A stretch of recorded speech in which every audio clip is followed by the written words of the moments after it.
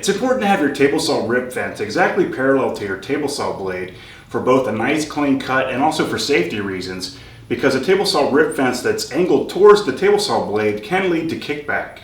So in this video, I'm going to show you how I made a jig that lets you check it to make sure that your table saw rip fence is exactly parallel to your miter track. Now your miter track should already be parallel to your table saw blade, so by default your table saw blade will be parallel to your rip fence. Now you could modify this jig and check and make sure that your table saw blade is also parallel to your miter track. What's nice about this jig is that it has an adjustable miter bar, so you always have a nice tight fitting jig, which is important for this jig for accuracy. Now I've demonstrated in the past how I made this adjustable miter bar, but because this jig requires a nice tight fitting miter bar for accuracy reasons, I'm going to go ahead and show how I made it again as a part of this build. So the first part of this jig making process is going to be to make the runner that runs in the miter track. And for that I'm just going to use a piece of scrap hardwood. So before I take this over to the table saw, I'm going to go ahead and cut it to about 11 inches long. So I intentionally left the miter bar just a little bit loose left and right, and the reason for that will become clear a little bit later. Now I just need to trim the miter bar to thickness. Now I'm just going to scribe a line 1/4 inch in from the edge.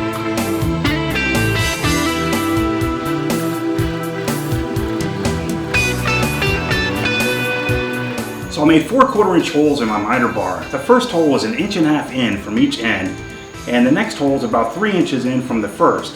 Now I just need to connect each set of holes with a coping saw.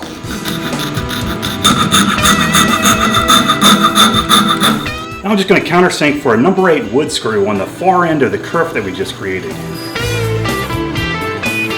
Now I'm just going to drill for a number 8 wood screw so that the depth of the drill bit just barely starts to make contact with the inside of this kerf. Now I just need to grind the tip off of 2 number 8 wood screws. Now that we ground off the end of the screw, we can go ahead and sink it into the pre-drilled hole that we created until it makes contact with the inside of the kerf and starts to expand the kerf open. Adjust the depth of each screw until you have no play left and right in your miter bar. Now we're ready to make the rest of the jig. I'm just going to cut a piece of scrap 4/4 lumber the same length as our miter bar.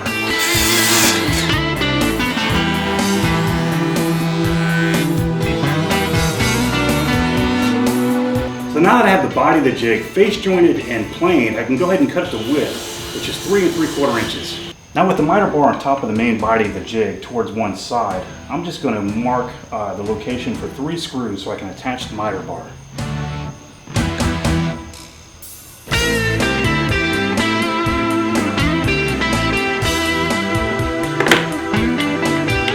I marked for a hole at the top of the jig so that I can attach my dial indicator. Now I just need to drill for a hole.